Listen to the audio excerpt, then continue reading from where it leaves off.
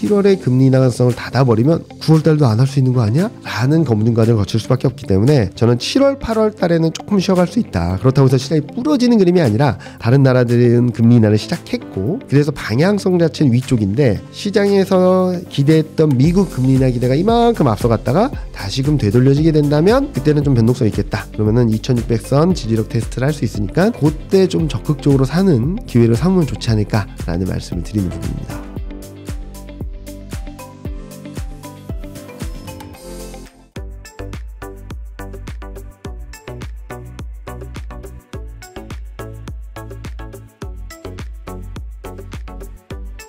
일단은 저희 대신증권에서 전망하기로는 미국 금리 인하는 2번 가능하다. 9월, 12월 가능하다라는 말씀을 드리고 있고요. 이를 전후로 해서 한국도 2번 금리 인하 가능하다. 다만 미국보다 먼저 할 수 있느냐의 문제가 남아있긴 한데 만약에 7월 말에 예정된 7월 FMC에서 9월 금리 인하 가능성을 확실하게 언급을 해준다거나 열어놓게 된다면 한국은 한 달 정도 빨리 할 수는 있겠다라는 생각을 하고 있어요.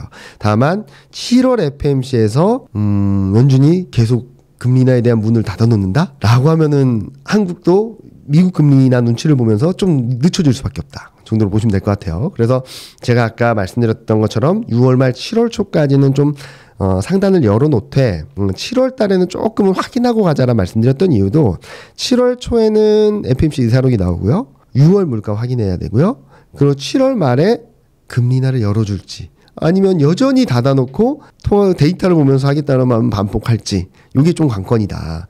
만약에 또 닫아놓으면은 7월 달에는 좀 변동성이 있을 수도 있거든요. 그래서 6월 말 9월 초까지는 좀 적극적으로 대응을 하되 이제 7월 초가 지나면서 6월 FMC 의사록을 확인할 때쯤 돼서는 조금은 더 욕심 부리기보다는 일부 정리를 해서 그 다음 스텝에 좀 준비할 필요가 있지 않을까라는 생각을 하고 있습니다. 채권 금리가 코스피의 향배를 결정짓는 데 되게 중요해요.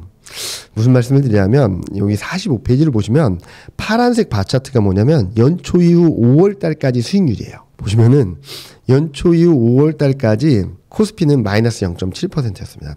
뭐 대만은 18% 오르고 뭐 S&P 500도 10% 이상 오르고 다 10% 오르고 그러는데 코스피가 좀 되게 소외됐죠. 그 이유는 1월 이후 채권 금리가 전반적으로 반등을 하는 흐름이었어요. 레벨 자체가 높아진 거죠.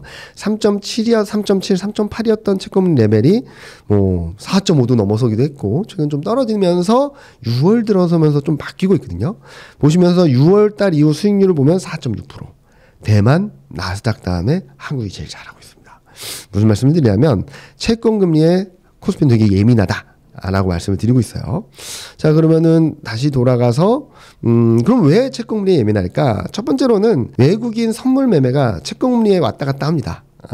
채권금리가 반등을 하면 매도, 채권금리 하락을 하면 매수.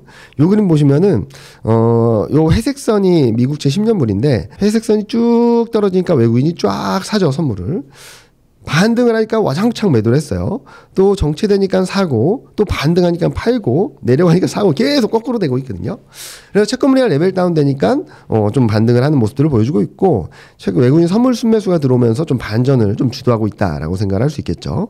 그리고 또 하나 아까 말씀드렸던 것 중에 하나가 달러가 좀 강했던 흐름에서 중국 경기가 좀 살아나는 그림들, 특히 소비 모멘텀이 살아나는 그림을 보여주면 1390원, 80원 왔다 갔던 채권 달러 인덱스 원달러 환율이 1350원 밑으로 갈 거거든요.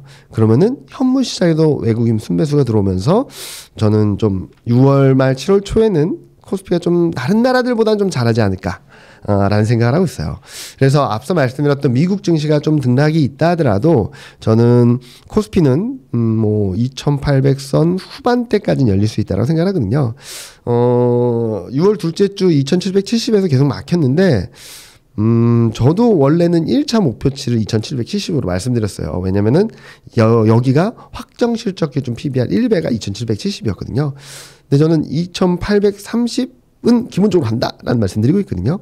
왜 그러냐면 여기 49페이지 밑에 그림 보시는 것처럼 확정 실적 기준 PBR 1배가 원래 2770에 있던 게 BPS가 상향 조정되면서 2830까지 올라가 버렸습니다. 그러니까 더 이상 2770은 전고점이라는 의미 말고는 밸류에이션 측면에서는 더 이상 저항대의 의미가 없어진 거예요. 그래서 2830까지 갈 수 있다. 더 올라간다면 선행 PER 그리고 선행 PBR을 봤을 때 2870에서 89시까지 열리기 때문에 저는 이번에 목표치를 말씀을 드리면 2830까지는 무난하게 간다. 그리고 더 올라간다면 2800선 후반, 2900선 돌파 시도까지 열릴 수 있다 정도로 정리드릴 수 있을 것 같습니다. 하반기는 시점에 대한 논란을 빼버리고 방향성에 대한 생각을 해본다면 이런 결론이 내릴 수 있을 것 같아요. 미국은 경기 둔화되지만 중국, 유럽, 한국, 미국 이외의 지역들의 경기는 턴어라운드 하고 있습니다. 경기는 회복되고 있고, 그리고 이 와중에 22는 먼저 금리 났고 캐나다도 금리 인하했고 스위스, 스웨덴 금리 인하했고 뭐 언젠지는 명확하게 몇 월 며칠입니다 말씀드리고 있겠지만 미국도 한국도 금리 인하를 할 거예요. 그리고 하반기로 가면서 유럽도 그리고 캐나다도 추가 금리 인하할 겁니다. 자, 그러면은 미국 이외의 지역은 경기는 살아나는데 글로벌 주요국들이 금리 인하가 돼요. 너무 좋은 환경이라고 생각을 하겠죠. 그리고 또 하나는 다른 나라들, 미국 이외의 지역들의 경기는 살아나는데 미국이 경기가 둔화되면 달러는 약해집니다. 그러면 그동안 미국만 좋았던 시장에서 미국 이외의 지역들이 좀 살아나는 그림들이 나올 수 있겠다라는 종합적인 결론이 낼 수 있거든요.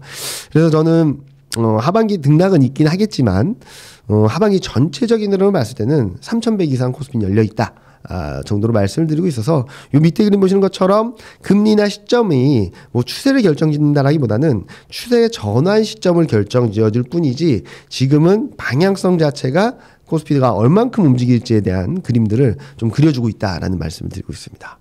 일단은 여기 그림 보시면은 제가 뭐 최근 코스피 2630까지 가고 있었음에도 불구하고 이건 언더슈팅이다. 2800, 2850까지 기본적으로 간다는 말씀드렸는데 여기서 시장이 좀 변동성이 커지는 거는 첫 번째로는 지금 금리 인하, 그러니까 점도표보다 금리 인하 기대가 다시 커지는 구간으로 들어왔어요.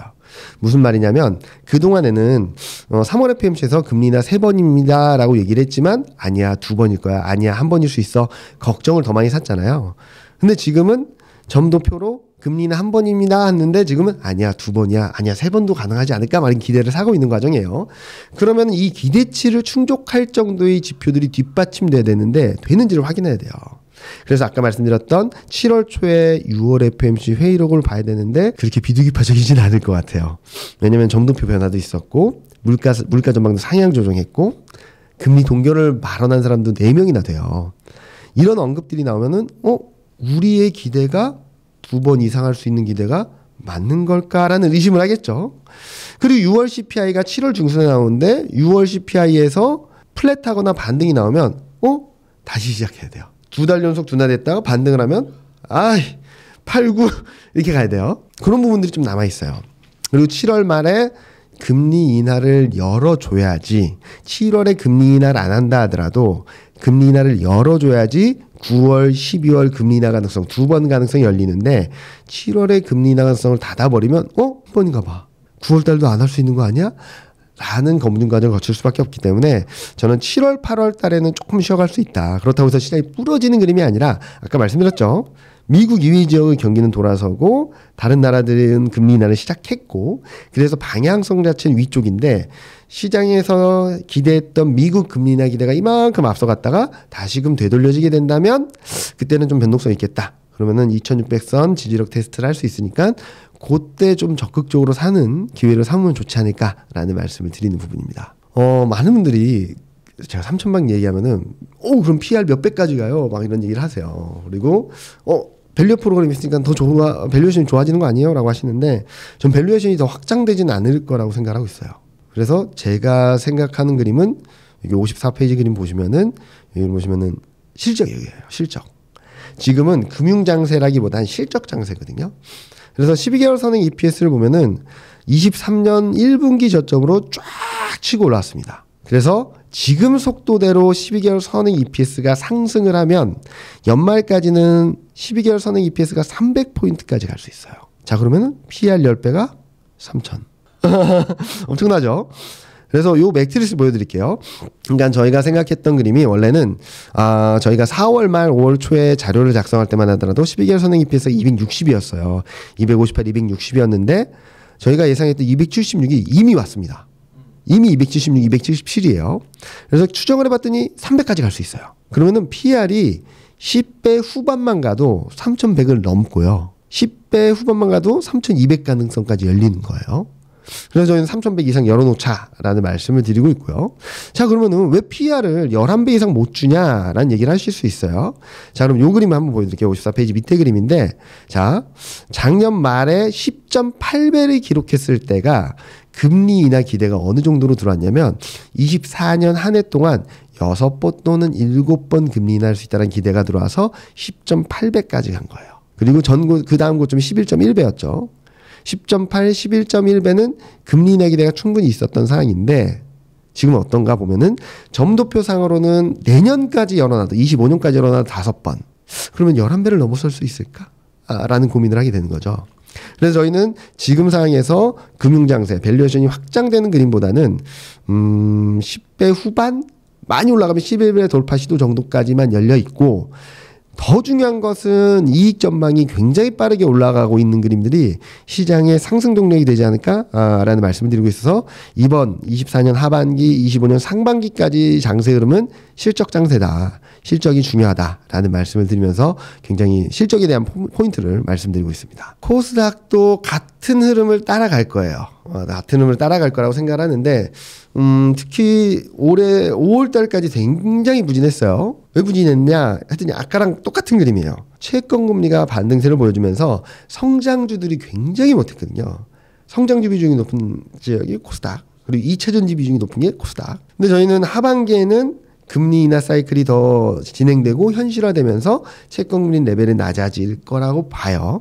그러면은 잘하면 5월, 6월까지 지지부진했던 코스닥이 하반기 때는 조금 코스피와 키를 맞추지 않을까라는 생각을 하거든요.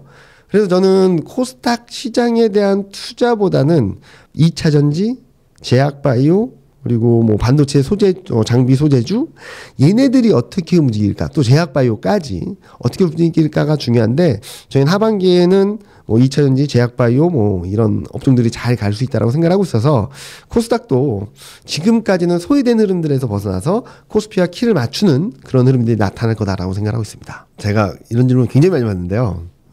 정치적 이벤트나 이슈가 추세를 결정하지 않습니다. 절대.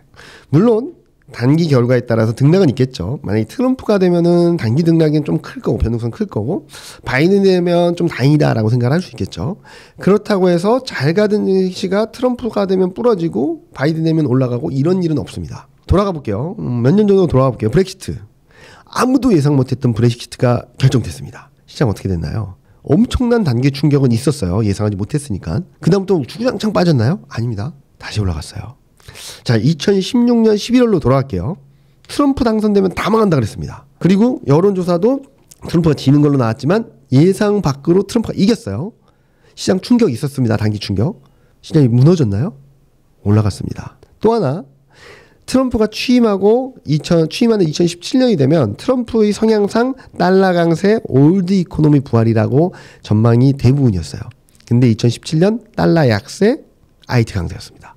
무슨 말씀을 드리냐면 이런 큰 흐름이 있는데 누가 되느냐에 따라서 어떤 대선 결과가 나오는지에 따라서 이 큰 흐름을 가는 과정에서 등락이 있을 수 있고 더 좋았다가 좀 쉬어갈 수도 있고 밀렸다가 올라갈 수도 있겠지만 누가 되느냐에 따라 이 큰 흐름이 부러지거나 갑자기 올라가거나 그런 일은 없다는 거예요. 그럼 뭐가 중요하냐? 이 사람이 당선되고 취임하고 그 다음 펼치는 정책에 따라서 이 큰 흐름이 더 빨리 꺾일 수 있고 이 큰 흐름이 더 연장될 수 있는 그림이지 누가 되고 안 되고에 따라서 이 큰 흐름이 갑자기 부러진다거나 막 망해가던 사람이 갑자기 올라가나 그런 일은 없습니다.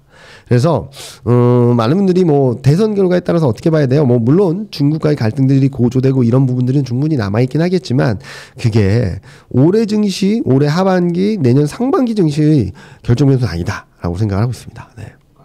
여기 그림 보시는 것처럼 2분기 코스피 2,900에 근접할 때는 조금 리스크 관리를 하자 라는 말씀을 드리고 있고요.